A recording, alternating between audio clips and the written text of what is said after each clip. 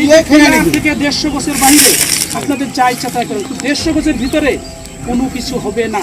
সীমান্তে বেআইনিভাবে খুঁটি গাড়তে এসেছিল বিএসএফ, কিন্তু বাংলাদেশের সীমান্তরক্ষী বাহিনী বিজিবির শক্ত অবস্থানে খুঁটি তুলে ফিরে যেতে বাধ্য হলো ভারতীয় বাহিনী।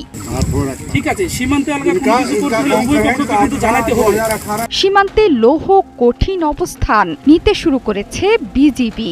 দেশের স্বাধীনতা এবং সার্বভৌমত্ব প্রশ্নে ফার্স্ট লাইন অব ডিফেন্স খ্যাত বিজিবি যে কোনো ছাড় দেবে না তা এরই মাঝে প্রমাণিত হয়েছে সিলেটে লালমনিরহাটে।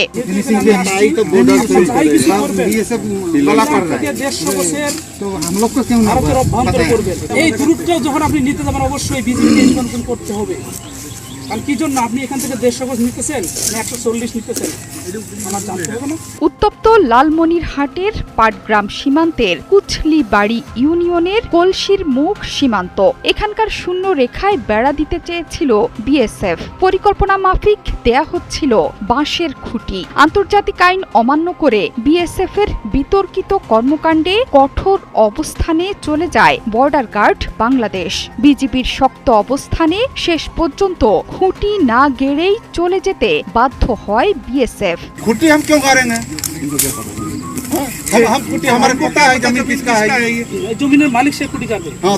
সীমান্ত এলাকায় যখনই আপনি আসবেন অবশ্যই सबको लेके শুক্রবার বিকেলে উত্তপ্ত হয়ে ওঠে দুই দেশের সীমান্ত এলাকা। দুই দেশের সীমান্তরক্ষী বাহিনীর মধ্যে শুরু হয় তুমুল উত্তেজনা। অস্ত্র নিয়ে মুখোমুখি অবস্থান নেয় দুই পক্ষই। পরবর্তীতে বিজিবির অনড় অবস্থানে বেড়া নির্মাণের প্রাথমিক কাজ বন্ধ করেই পিছু হটতে বাধ্য হয় ভারতীয় সীমান্তরক্ষী বাহিনী। বিজিবির সাথে লাঠি সোটা নিয়ে যোগ দেয় স্থানীয় জনতাও। পশ্চিমবঙ্গে শুভেন্দু সরকার ক্ষমতায় বসতে না বসতেই সীমান্তে উত্তেজনার গন্ধ। সীমান্তে কাঁটাতারের বেড়া দিতে উঠে পড়ে লেগেছে শুভেন্দু তথা মোদির হিন্দুত্ববাদী সরকার। এর আগে বৃহস্পতিবার ঠিক একই সীমান্ত এলাকায় ভারতীয় চোরাকারবারিদের অনুপ্রবেশ ঠেকাতে 2 রাউন্ড গুলি ছুড়েছে বিজিবি। বিজিবি জানায় মধ্যরাতে ওই এলাকার মেইন পিলার থেকে প্রায় 200 গজ বাংলাদেশের ভেতরে পশ্চিম গিয়ারপাড়ায় টহল দিচ্ছিল বিজিবির একটি দল। এ সময় ভারতীয় কাঁটাতারের বেড়া কেটে বাংলাদেশে প্রবেশ করতে থাকা এক দল চোরাকারবারিকে দেখতে পায় বিজিবির সদস্যরা। চোরাকারবারিদের ঠেকাতে 2 রাউন্ড ফাঁকা গুলি ছুড়েছে বিজিবি। ফাঁকা গুলির শব্দে দ্রুত ভারতের ভেতরে পালিয়ে যায় চোরাকারবারিরা।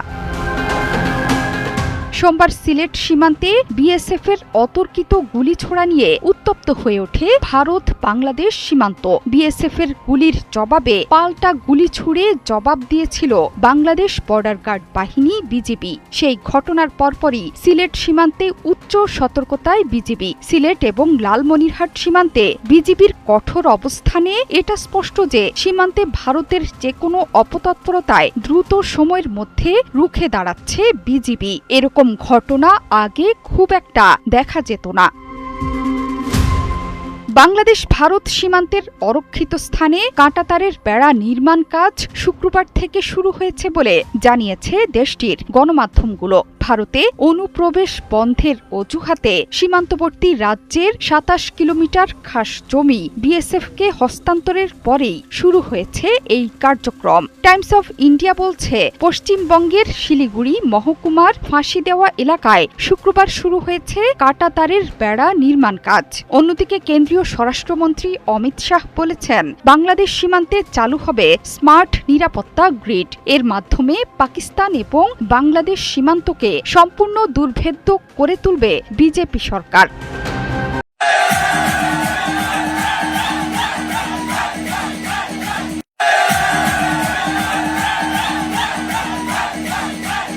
চুরি করার কোনো প্রয়োজন নাই। আমাদের মেধা আছে, আমরা মেধা খেটে আমরা পয়সা কামাই করতে পারি।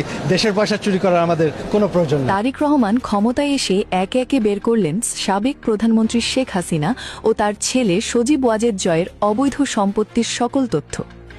সাবেক প্রধানমন্ত্রীর পুত্র সজীব ওয়াজেদ জয়ের আমেরিকার 13টি বিলাসবহুল গোপন বাড়ির সন্ধান দিয়েছে মার্কিন গোয়েন্দা সংস্থা এফবিআই। এটা কোনো রাজার রাজপ্রাসাদ নয়, এটি গরিব বাংলাদেশের অবৈধ প্রধানমন্ত্রী শেখ হাসিনার একমাত্র পুত্র সজীব ওয়াজেদ জয়ের প্রাসাদ। সংসদে দাঁড়িয়ে শেখ হাসিনা বলেছিলেন তার পুত্র টাকার অভাবে পড়তে পারেনি। অথচ সজীব ওয়াজেদ জয়ের শুধুমাত্র আমেরিকায় রয়েছে 3টি বিলাসবহুল বাড়ি এবং একটি মার্কেট। বাংলাদেশের মানুষকে বোকা বানিয়ে চাটুকার মিডিয়ার মাধ্যমে শেখ হাসিনা তার পুত্রকে আধুনিক ভাবধারার তরুণ হিসেবে পরিচিত করার চেষ্টা চালিয়ে গেলেও সত্যিকার অর্থে জয় কমিশন বাণিজ্য, ব্যাংক ডাকাতি, রিজার্ভ চুরি, ডিজিটাল দুর্নীতি সহ নানা অবৈধ পন্থায় বিভিন্ন দেশে গড়ে তুলেছেন নামে বেনামে ব্যবসা বাণিজ্য আর সম্পত্তির পাহাড়। আজ প্রথম পর্বে প্রমাণসহ আপনাদের সামনে তুলে ধরব মার্কিন যুক্তরাষ্ট্রের জয়ের সকল বাড়ির তথ্য, যা আপনাদেরকে হতবাক করে তুলবে। আমেরিকার 2টি সংস্থা সহ বিভিন্ন অনলাইনে পাওয়া গেছে এ সকল বাড়ির তথ্য। আমাদের অনুসন্ধানী টিম জয়ের সকল প্রকার অর্থ, বাড়িকারি, ব্যবসা ও মামলা তথ্য সংগ্রহ করেছে। প্রথমে তুলে ধরছি আমেরিকার অন্যতম ধনন্য এলাকা ভার্জিনিয়া প্রাসাদের তথ্য। এ প্রাসাদে থাকেন সজীব ওয়াজেদ জয় ও তার পরিবার। ভার্জিনিয়ার বিলক্রেস্ট সাবডিভিশনের রেকর্ড অনুযায়ী 2 নভেম্বর 2015 সালে জয় এই বাড়িটি ক্রয় করেছেন। 8 বিঘা জমির ওপর নির্মিত প্রাসাদে 6523 স্কোয়ার ফিটের বিল্ডিং রয়েছে। বর্তমান বাজারে বাড়িটির মূল্য বাংলাদেশি টাকার হিসেবে প্রায় 109 কোটি টাকা, যার বাৎসরিক খাজনা এবং অন্যান্য ট্যাক্স প্রায় 27 লক্ষ টাকা। আর এই প্রাসাদের মালিক ডিজিটাল ব্যাংক ডাকাতের সর্দার সজীব ওয়াজেদ জয় ও তার স্ত্রী ক্রিস্টিন ওয়াজেদ। জয় অনলাইনে রাজমহলটি লুকাতে চেয়েছিল, কিন্তু আমাদের অনুসন্ধানী টিম জয়ের রাজমহলের গোপন তথ্য বের করে নিয়ে এসেছে। Blue red investment and finance নামের আমেরিকার জয়ের একটি কোম্পানি রয়েছে। জয়ের কোম্পানির নামে ভার্জিনিয়ার গ্রেট ফলসের 619 নম্বর বাড়িটি শুধুমাত্র বাড়ি নয়, এটি একটি মহল বলা যেতে পারে। 2.3 একরের বিশাল জায়গা জুড়ে রয়েছে garden, swimming pool, tennis court. বাড়িটি 5397 স্কোয়ার ফিটে, 5টি সুসজ্জিত বেডরুম সহ 12টি বিশাল রুম। এই বাড়ির বাজার মূল্য প্রায় 189 কোটি টাকা। জয় এই অর্থ অবৈধ পন্থায় দেশ থেকে আমেরিকার পাচার করেছে blue red investment and finance কোম্পানির মাধ্যমে। তথ্যমতে ভার্জিনিয়া ফল সার্চের 3507 নম্বর বাড়িটির মালিক জয় ও ক্রিস্টিন ওয়াজেদ। এ বাড়িটির ডকুমেন্ট নাম্বার 15436, বুক নাম্বার 18449। 5238 স্কোয়ার ফিটের এ বাড়িটি 2014 সালের 29 এপ্রিল জয় ক্রয় করে নিজের এবং স্ত্রীর নামে। আর পেজ নাম্বার 1151-তে দেখা যায় 2017 সালের জন্য বাড়িটি শুধুমাত্র খাজনা দেওয়া হয়েছে প্রায় 9 লক্ষ টাকা। ভার্জিনিয়ার আলেকজান্ড্রিয়া এলাকার 4823 নম্বর বাড়িটির মালিকও জয়।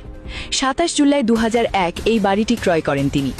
এই বাড়িটি নিয়ে এক ধরনের চতুরতার সঙ্গে দুর্দান্ত এক চাল চালাচ্ছে জয়। এই চাতুরতাই বলে দেয় জয় ঠান্ডা মাথার ডিজিটাল ডাকাত। 2001 সালে এই বাড়িটি জয় নিজের নামে ক্রয় করলেও 2003 সালে বাড়িটি তার স্ত্রীর কাছে বিক্রি করে দেয় জয়। বিক্রির পর বাড়িটির মালিকানায় জয়, তার স্ত্রী এবং নিজের নামে লিখে নেয়। স্ত্রীর কাছে বিক্রির মাধ্যমে জয় তার বিপুল পরিমাণ অবৈধ অর্থ আমেরিকা লিগ্যাল করে নেয়। এবার জানাচ্ছি ভার্জিনিয়ার ফল সার্চের 3507 নম্বর বাড়িটির তথ্য। বাড়িটির মূল্য প্রায় $6.5 লক্ষ। ভার্জিনিয়ার স্টেট ট্যাক্স ডিপার্টমেন্টের নথিতে দেখা যায় জয় 2017 সালে শুধুমাত্র এই বাড়ির ট্যাক্স $5,964। এছাড়া ভার্জিনিয়ার আলেকজান্ড্রিয়া এলাকার হাইডেন সার্কেলের 5907 নম্বর বাড়িটির মালিকানায়ও রয়েছে জয়ের নাম। ভার্জিনিয়ার আনেনডেলের 7138 নম্বরের মার্কেট এবং গ্রেট ফলসের 9893 নম্বর বাড়িটির 120 নম্বর ফ্লটের মালিকানায় রয়েছে জয়ের নাম। মূলত জয় তার বেশিরভাগ বাড়ি ভার্জিনিয়ায় ক্রয় করেছে। মার্কিন যুক্তরাষ্ট্রে বাংলাদেশি অধ্যুষিত এলাকার নিউ ইয়র্ক বর্তমানে অবৈধ হাসিনা সরকারের অনেক এমপি মন্ত্রীদের বিপুল সম্পদ রয়েছে।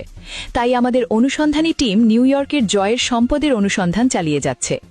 কিন্তু আমরা অনুসন্ধানে তাদের এমন কোনো ব্যবসা প্রতিষ্ঠানের সন্ধান পাইনি যা থেকে তারা যুক্তরাষ্ট্রের ভার্জিনিয়া অঙ্গরাজ্যের মতো জায়গায় বিলাসী বাড়ি ক্রয় করতে পারে। এই বাড়িতে জয় বর্তমানে থাকলেও জয়ের নামে পুরনো ঠিকানা হিসেবে আরেকটি ঠিকানা ব্যবহার করা আমরা প্রমাণ পেয়েছি জয়ের পাবলিক রেকর্ড থেকে, যেটির ঠিকানা হল 99W মিন্নার রাইট, গ্রেট ফলস, ভার্জিনিয়া। 6 বেডরুম এবং 4 বাথরুমের এই বাসাটিতে জয় আগে বসবাস করত, যেটির মালিক হিসেবে আর্নেস্ট এবং জেনিফার নামের এক দম্পতির উল্লেখ আছে। পাবলিক রেকর্ডে তারা $17,90,000 জয় থেকে 11 অক্টোবর 2022 সালে বাড়িটি কিনে নেন। জয়ের সকল অবৈধ অর্থের তথ্য অনেকের কাছে রয়েছে, যা ইতোমধ্যে পত্রিকায় প্রকাশিত হয়েছে। সজীবের ব্যাংকের গোপন সুইফট কোড ব্যবহার করে বাংলাদেশ ব্যাংকের বৈদেশিক মুদ্রার রিজার্ভ ফান্ড থেকে ৮০০ কোটি টাকা ডিজিটাল পদ্ধতিতে ডাকাতি করে ২০১৬ সালের ৪ ফেব্রুয়ারি জয় লুটেরা বাহিনী তথ্য প্রযুক্তির অপব্যবহার করে ফিলিপাইন ও শ্রীলঙ্কার ক্যাসিনোতে অর্থ পাচার করে। ফিলিপাইনের ব্লু রিবন কমিটির উদ্যোগে সিনেট পরিচালিত ৮২ পৃষ্ঠা তদন্ত রিপোর্টে বেরিয়ে এসেছে ভয়াবহ তথ্য। রিপোর্ট অনুযায়ী বাংলাদেশ ব্যাংকের টাকা প্রথমে নেওয়া হয় আমেরিকার 4টি ব্যাংকে এবং সেই ব্যাংকগুলির $100 বিলিয়ন যায় ফিলিপাইনের ব্যাংকে। আমেরিকা যে সকল ব্যাংক থেকে বাংলাদেশি টাকা ফিলিপাইনে গিয়েছিল তার একটি হচ্ছে সিটি ব্যাংক। এই সিটি ব্যাংকে রয়েছে জয়ের 4টি অ্যাকাউন্ট। আইন অনুযায়ী প্রকাশ্যে কোনো ব্যক্তির ব্যাংক অ্যাকাউন্ট নাম্বার ও সোশ্যাল সিকিউরিটি নাম্বার জনসাপেক্ষে প্রকাশ করা দণ্ডনীয় অপরাধ। তাই তথ্যের কিছু অংশ অস্পষ্ট করে রাখা হলো।